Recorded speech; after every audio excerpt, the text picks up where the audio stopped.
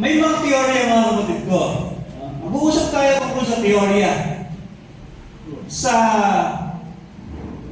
pagkalahatan sa Iglesia Kristiyano, mga kapatid.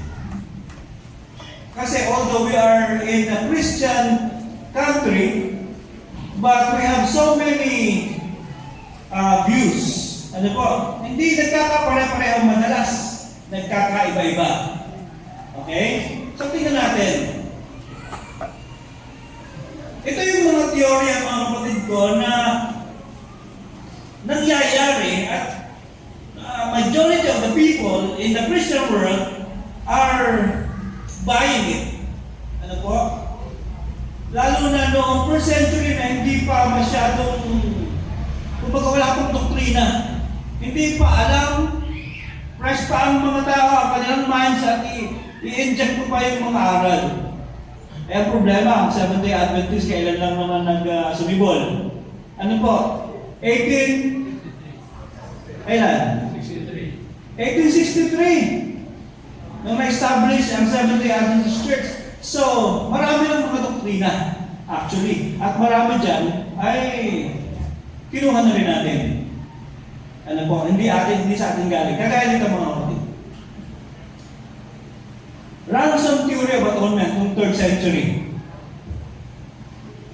So one of the main doctrines in the Western Christian theology relating to the effects of the death of Jesus Christ. Ano ba ang tinuro ni Origen, mga kapatid? Ay yung ransom theory of atonement. Ano ibig sabihin niya? Ransom theory. Nagtuturo ito na ang pagkamatay ni Kristo, okay, was a ransom sacrifice. Si Paul, mga kapatid, nung siya'y nagsulat nito, siya kasi abogado eh. Okay? Member ng Sanhedrin o Senate. So yung mga ginagamit niya nung siya'y nagsulat, nasa legal terms po yun, mga kapatid ko. So, isa sa mga ginamit niya yung salitang ransom. Kinuha ni Origen ng 3rd century. So, it usually said to have been paid to Satan or to death itself, na yung pagkamatay ni Kristo sa krus ng Kalbaryo, mga kapatid, ay yun ay bayad. Okay, bayad sa ating kasalanan. Si Origen na nagturo niya ng 3rd century. In some views, paid to God the Father. Sabi rin niya, paid to Satan, yung kamatayan ni Kristo sa krus ay binayaran niya yung kasalanan natin. Kaya hindi siya nagbayad.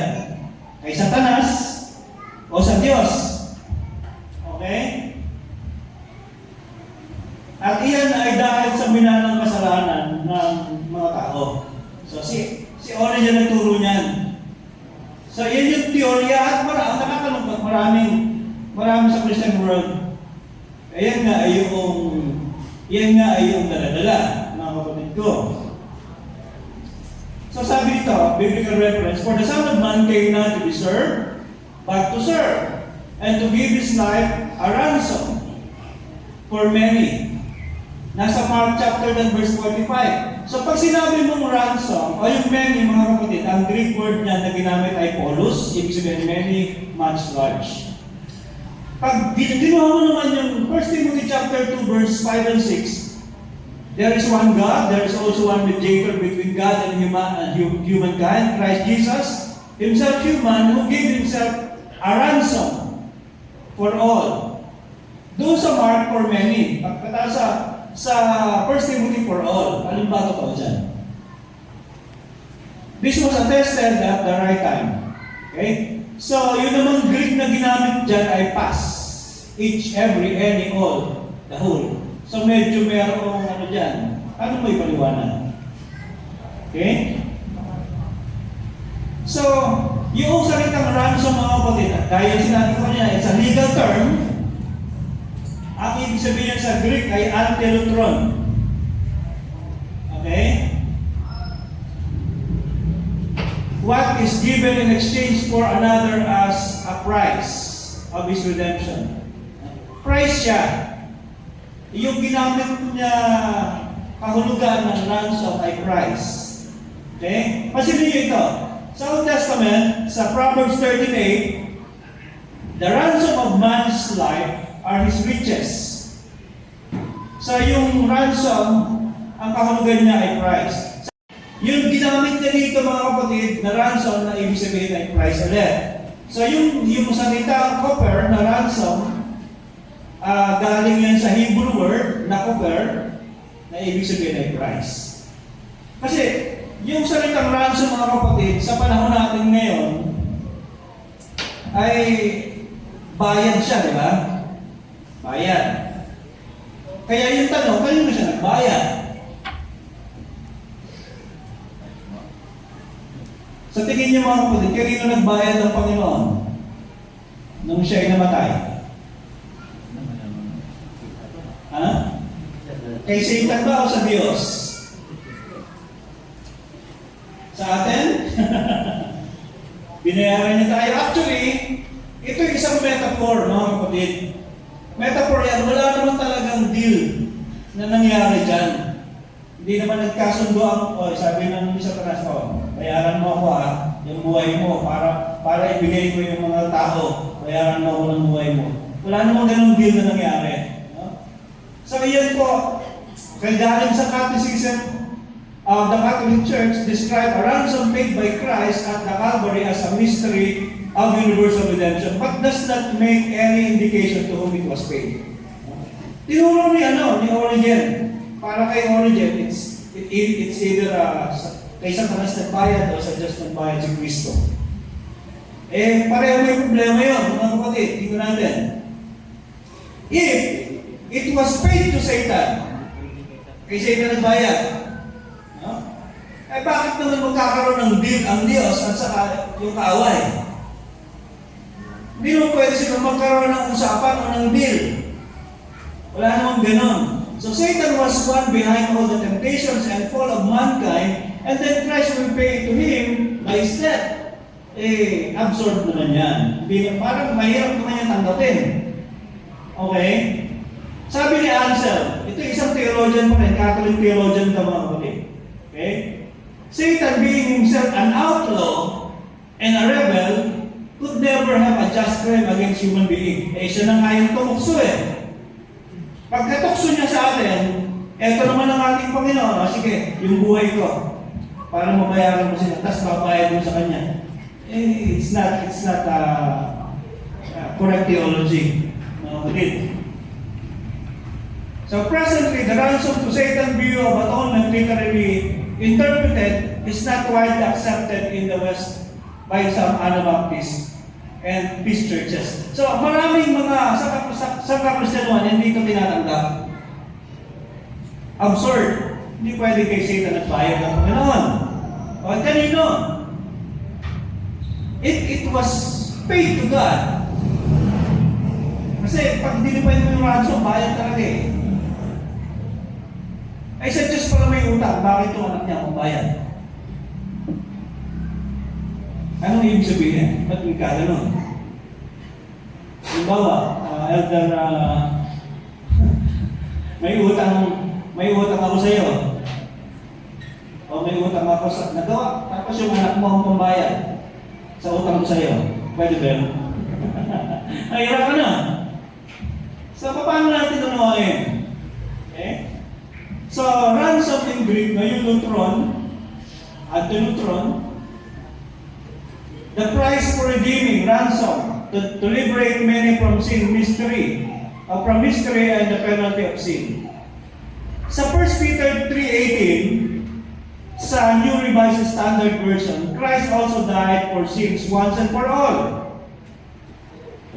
The righteous for the unrighteous, that He might bring us to God. So yung pagkamatay doon ni Kristo, once and for all na yun. Once and for all. Ang isang banal para sa hindi banal ay pagkakaganon ay sino pa mapapahama? Bayad na pala lahat. Ay di dapat wala nang mapapahama. Kasi pag sinabi mo bayad, binayaran na kita, akin ka na. Binuha na kita. Pero ang problema sa tao, ganito. Okay, adapt natin yun. Binayaran ka na. Pagkatapos, deliberately, by your own choice, pumunta ka na naman doon sa kumidnap sa'yo. Di ba, gano'n na nangyayari mga kapatid? Ano, babayaran ka na naman. Ay sabi nga once and for all. Ano nangyari, mga kapatid? Marami sa atin, o halos lahat tayo mga kapatid, we believe that Christ has paid our debts. Pero hindi naman pumapayag ang otoridad ng lupa na ikaw magbabayad sa kasalanan ko. Ay bakit naman ang Diyos ay papayag? Paano naman yun? Ano ba ibig sabihin talaga niyan, mga kapatid? Sabi niya, every person must be subjected to the governing authorities, for no authority exists except by God's permission. The existing authorities have been established by God. Hindi pumapayag ang authority ng lupa na may magsasubstitute sa iyo. Diyos din naman pala gumawa niyan. Ang author ng lahat ng gobyerno. So yung penalty sa yung punishment, medyo singular siya, pero hindi siya equivalent, mga kapatid. Gusto ko lang linawin. Yung second death. Yung first death, hindi yan hatol. Yan ay bunga ng mali mong pagpili. Effect. Hindi ka pa hinahatulan dyan. Epekto yan ng mali mong choices. Ngayon, sabi ng Revelation 20 verse 6, Blessed and holy is the one who shared in the first resurrection. Over such, the second death has no power. So, kapag ikaw ay nakasama sa sa unang pagkabuhay, yung ikalawang kamatayan, absuelto ka na. So, yun talaga kasi yung binabayaran. Yung ikalawang kamatayan, mga kapatid ko. Yun ang problemang malaki. Kapag hindi ka na-absuelto doon sa kasalanan. Yung ikalawang kamatayan, which is eternal separation from God, that is nakaka-frustrate yan. Malaking problema yan. Kaya sabi nung ibang talata, magnangalit ang mga ngipin. Sometimes I doubt kung yun ay dahil sa sakit o sa init. Kasi nakita na ng mga tao yung opportunity na makasama ang Diyos magpasawalang hanggan and then na-miss nila. Lalo na sa Christian world. Tapos maaalalaman mo yung langit na bayan, yung ganda ng Garden of Eden, yung ganda ng pine-prepare ng Panginoon, yung buhay na walang hanggan, yung relationship, and all of those things. Pagkatapos, mamimiss mo. Magnangalit ang mga ngipin sa frustration. Hindi lang sa sakit. So, yun binabayaran pala. Yun ang matindi pala, I mean. So, our condition before God, sabi ng ni Daniel, chapter 9, we have sinned, we have committed iniquity, we have done wickedly, we have rebelled. Kasi yung tumukso sa atin, arch rebel yun. Rebelde yun. Tayo naman, sa pakikisama natin doon sa rebelde, di rebelde ka na rin. Lumayo ka sa government ng Panginoon, sumama ka doon sa arch rebel, sa pinuno ng rebellion. Di rebelde ka na rin. Yan ang iyong category. Rebelde. Okay? Verse 9, To the Lord our God belong to mercies and forgiveness, though we have rebelled against Him. So the word rebel occurs 98 times in the Old Testament. Yun yung category natin, rebelde tayo. So, pag rebelde, mga kapatid, gusto ko kayong bigyan ng idea. Kilala niyo si Joe Masison? Kilala niya? Sino nakakakilala kay Season? Rebelde rin kayo? Hindi naman. Basta kilala niyo lang. Si Joe, mga kapatid, nagrebelde sa government ng Pilipinas. Okay. Saan siya pumunta? Nasaan siya ngayon? Netherlands. Sa? Netherlands. New Zealand po ba? Netherlands. Switzerland. Netherlands. Okay. Nandun siya. Netherlands.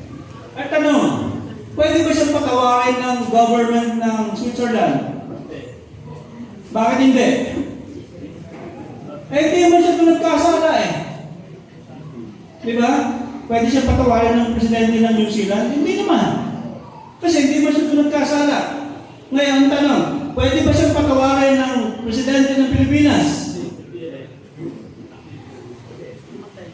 Hindi rin mangyayari. Bakit? Ayaw niyong bumalik eh. Ayaw niyong bumalik eh. Umuwi sa rito sa Pilipinas. So, ibig sabihin, ang kategory natin bilang rebelde, sabi ng Biblia, lumayo tayo sa gobyerno ng Diyos. Lumayo tayo, sumama tayo dun sa pinuno ng rebellion eh. Di-rebelde tayo. Hindi tayo ngayon mapatawad ng Diyos. Bakit? Ayaw nating bumalik sa kanyang gobyerno. Oh. At kapag ang isang tao, kahit na anong ginawa mong kasalanan, halimbawa, yung isang rebelde, kahit na anong kasalanan ang ginawa mo. Halimbawa, isang rebelde, nanunog ng isang school, which is arson, di ba? Ang tawag doon ay arson. Pero ang kasalanan ginawa niya pa rin sa gobyerno ng Pilipinas is rebellion. Rebellion lang. Kahit na anong kasalanan ang ginawa mo, rebellion yun. Kasi rebelde ka eh. Sa Diyos ganun din. Kahit anong ginawa mo, rebelde ka, rebellion yan sa Diyos. Mga kapatid. From His life, to His death, to His resurrection, to His ascension, to His mediation in the heavenly sanctuary, to His coming again, and will take us to heaven. Doon pa lang masasabi mo, praise the Lord.